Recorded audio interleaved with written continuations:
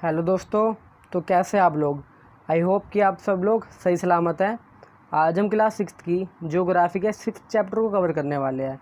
पृथ्वी हमारे आवास की 6ठे चैप्टर को आज हम कवर करने वाले हैं, जिसका नाम है पृथ्वी के प्रमुख स्थल रूप, यानी major land forms of Earth. तो जैसा कि आपको चैप्टर के नाम से समझ आ गया होगा, हम हमारी पृथ्वी के स्थल के अलग अलग रूपों के बारे में आज पढ़ने वाले हैं। तो ये जो मैं आपको बता दूँ, ये जो स्थल के रूप है, इनके बनने ही दो प्रक्रिया होती है। पहली होती है आंतरिक और दूसरी होती है बाहरी। आंतरिक प्रक्रिया में पृथ्वी के आंतरिक सतह में परिवर्तन के कारण पृथ्वी की बाहरी सतह में परिवर्तन आता है। उदाहरण के लिए ज्वालामुखी। जैसे कि ज्वालामुखी अगर फटता है तो उसके आसपास की जो सतह होती है उसका कुछ हिस्सा ऊपर की ओर उठ जाता है और कुछ हिस्सा ज़मीन में धंस जाता है। और दूसरी है बाहरी प्रक्रिया। बाहरी प्रक्रिया में दो उप प्रक्रिया होती है, जिसमें अपर्दन और निक्षेपण होता है। पृथ्वी की सतह के टूटकर घिस जाने को हम अपर्दन कहते हैं। अपर्दन की क्रिया के द्वारा सतह जो है नीची हो जाती है। और जो है निक्षेपण, इस प्रक्रिया से पृथ्वी का जो हिस्सा है वो ऊपर की ओर उठ जाता है। ये दो प्रक्रिया बहते हुए जल तथा वायु तथा बर्फ़ के द्वारा होती है। जैसा कि आपको पता है, हमारी पृथ्वी के विभिन्न स्थल रूप है, जो उनकी ऊंचाई एवं ढाल के आधार पर पर्वत, पठार और मैदानों में बांटे जाते हैं। अब बात कर लेते हैं हम पहले पर्वतों की। ये जो पर्वत होते हैं, पृथ्वी की जो सतह है उसकी प्राकृतिक ऊंचाई होती है। पर्वत का जो शिखर होता है छोटा तथा आधार यानी बेस चौड़ा होता है। यह आसपास के क्षेत्र में बहुत ऊंचा होता है। कुछ पहाड़ बादलों से भी ऊंचे होते हैं। जैसे आप ऊंचाई पर जाएंगे, जलवायु ठंडी होती जाती है। मैंने आपको पहले की वीडियो में बताया था कि जैसे जैसे हम ऊंचाई में जाते हैं, वहाँ पर ऑक्सीजन का लेवल कम होता जाता है। कुछ पर्वत पर हमेशा जो बर्फ़ जमी रहती है, और जिन बर्फ़ से जो पानी निकलता है, इसको हम कहते हैं हिमानी कहा जाता है। कठोर जलवायु होने के कारण पर्वतीय क्षेत्र जो होते हैं, कम लोग निवास कर पाते हैं। वहाँ का जो धरातल होता है यानी ढलान होती है, खड़ी होती है यानी सीधी, और तथा यहाँ कृषि योग्य भूमि नहीं होती। पर्वत एक रेखा में सीधी व्यवस्थित हो सकते हैं, जिसे हम कहते हैं श्रृंखला। कई सारे पर्वत अगर एक सीधी रेखा में हो तो हम इसे कहते हैं श्रृंखला। अब बात कर लेते हैं पर्वत के बारे में। पर्वत मुख्यतः 3 प्रकार के होते हैं: वलित पर्वत, बृहस्पति पर्वत तथा ज्वालामुखी पर्वत।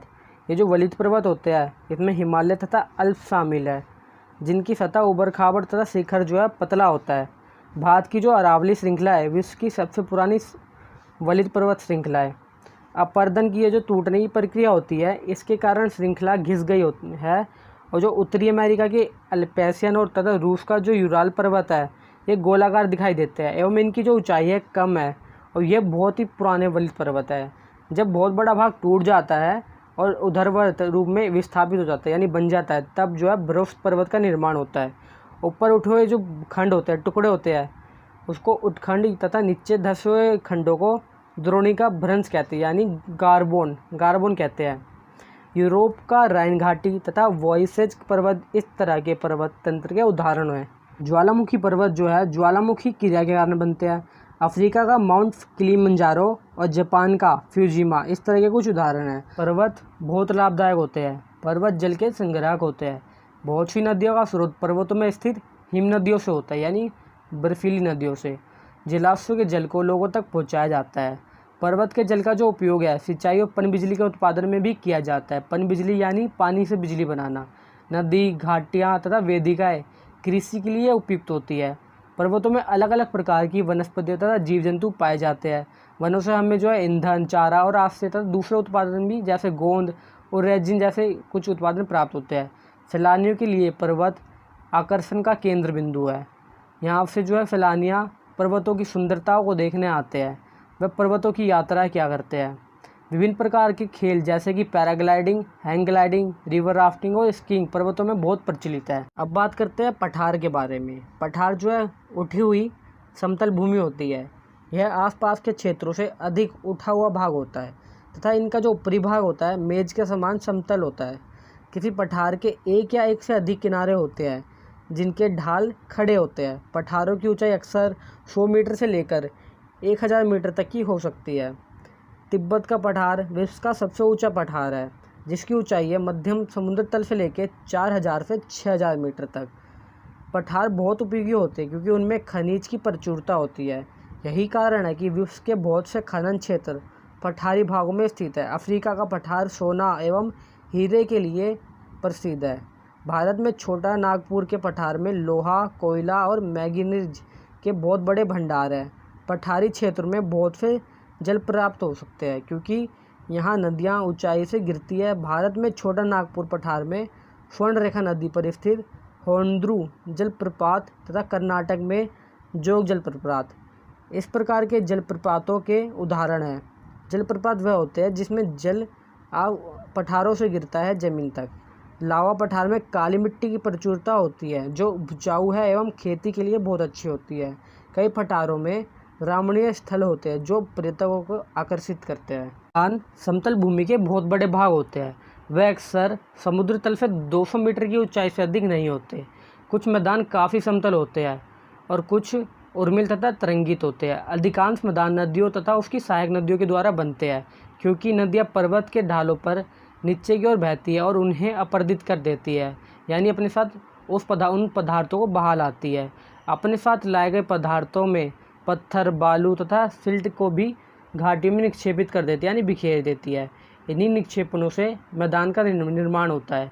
सामान्यतः मैदान बहुत अधिक उपजाऊ होते हैं। यहाँ परिवहन के साधनों का निर्माण करना आसान हो जाता है, इसलिए मैदान में विश्व के सबसे अधिक जनसंख्या वाले भाग होते हैं।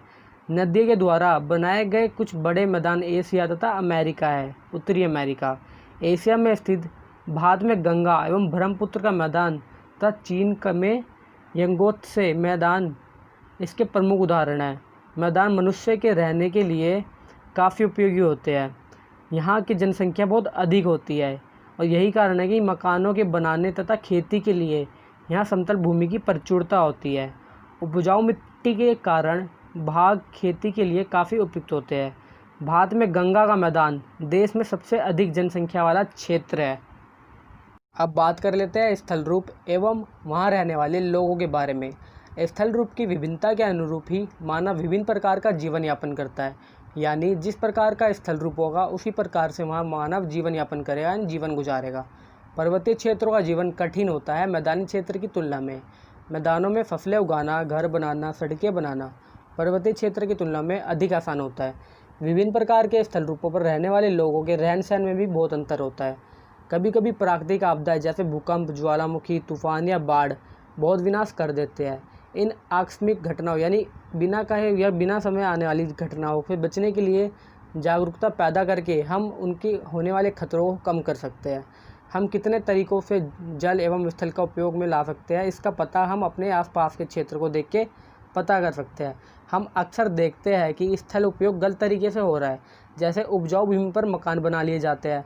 हम लोग कूड़ा किसी भी भूमि पर या पानी के किसी में भी फेंक देते हैं जो कि उन्हें गंदा कर देता है। हम प्रकृति के इस महत्वपूर्ण वरदान का उपयोग इस प्रकार नहीं करना चाहिए। उपलब्ध भूमि केवल हमारे ही नहीं बाकी सभी जीवों के लिए है। यह हमारा ही कर्तव्य है कि हम आगे आने वाली पीढ़ियों के लिए पृथ्वी का सुरक्षित रखें ताकि उनको भी इस पृथ्वी को देखने का मौका मिल सके। अगर हम ऐसा ही करेंगे तो भावी पीढ़ी हमें इसका दोषी मानेगी। आई होप दोस्तों आपको वीडियो अच्छी लगी हो। अगर वीडियो अच्छी लगे तो वीडियो को लाइक ज़रूर करें और चैनल पर नए तो चैनल को सब्सक्राइब भी ज़रूर करें और कमेंट करके ज़रूर बताएं वीडियो कैसी लगी। Thanks for watching my video and NC knowledge always with you.